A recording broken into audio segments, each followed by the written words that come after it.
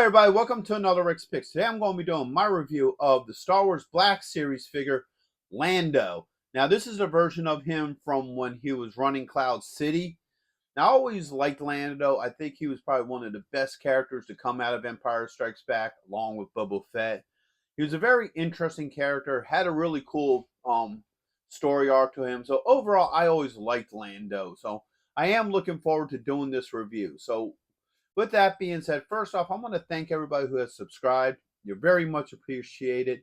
And for anybody who hasn't subscribed yet, and you do like this video, then I please ask that, you subscribe and check out my Star Wars playlist. So, without any further ado, let's get to the review.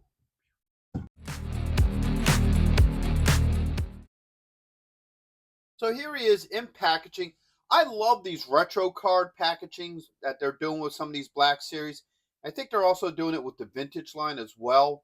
It definitely gives the character like a feeling of nostalgia. So first off, in the corner, you got 40 years of Empire Strikes Back. Got Empire Strikes Back, Lando Calrissian, your age restriction. It even has the old Kenner logo, which I do like that about that. And you have your choking hazards. So spin them around this way. All right. Oops. Get that glare off there a little bit. There we go. You got Star Wars. You got everybody that's part of this line. And a bunch of legal underneath. So, bring them back around this way. Now, the one thing I didn't mention yet was that he comes in his clear window so you can see the figure and all his accessories. So, with all that being said, let's open him up and see what he's about.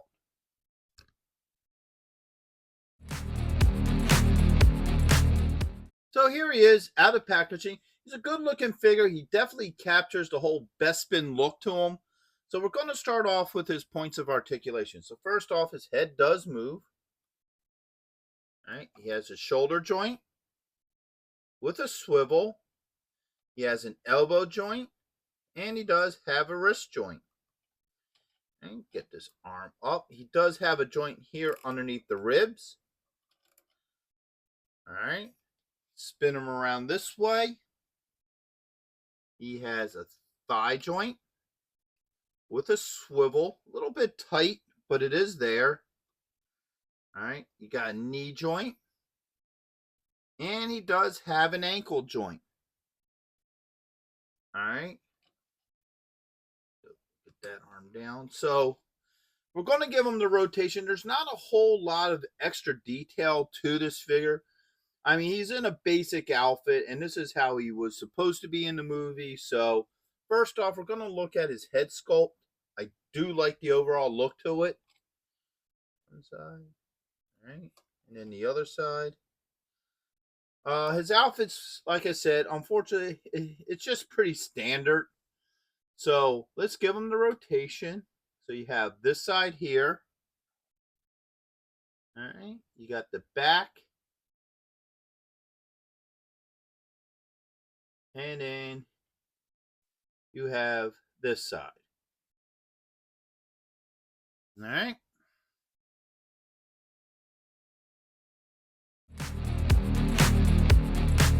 Now let's look at his accessories. So first off, he comes with this little communicator piece.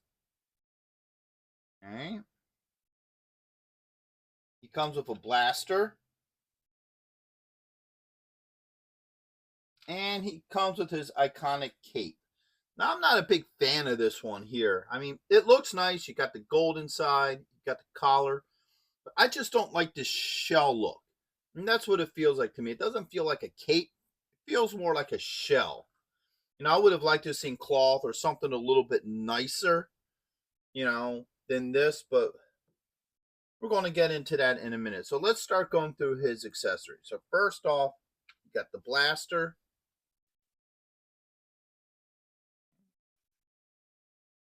That fits in that hand pretty well. Get this old communication device. All right. So the blaster works well with him. No issues. Same with the communication device. And now for his shell. So You can have his arms out with it. But that's about it. Like I said, I always like cloth better because it falls better. It looks nice. Something like this, just it can only be like this. Like you can't have it maybe cover half of them or have it behind his arms. It always has to be in this draped over effect. So I'm not a fan of the, his cape, but I do say that the communicator and blaster does fit well in his hand.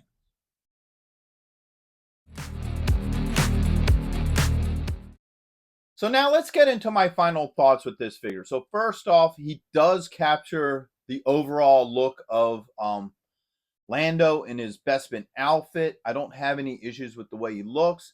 His joints do work. Some of them are a little stiff, like his leg joints were a little stiff. So if you want to use a little bit of hot water just to loosen them up a little bit, you may want to do that. His accessories fit well in his hands. I don't have any issues with that. The cape, now this is a personal preference. I'm not a fan of this style cape. I don't feel like it looks 100% right. I mean, if you just have them sitting like this, it looks okay, but I prefer cloth because you can do more with it, especially if they got like a wire frame in it. Then you could definitely do a lot more. So that's more of a personal preference. If you like this style cape, then he'll work for you. If you're not a big fan of it, you can always take it off. So, would I recommend this figure? Yes, I would. Even though there isn't a lot to talk about with this figure because he doesn't have a lot of really wild details or nothing, he still has that overall Bespin look, and I think he would look great with the rest of your Black Series figures. So, with that being said, I hope you guys did like this review. If you did, go ahead and check out my Star Wars playlist and hit that like, share, and subscribe.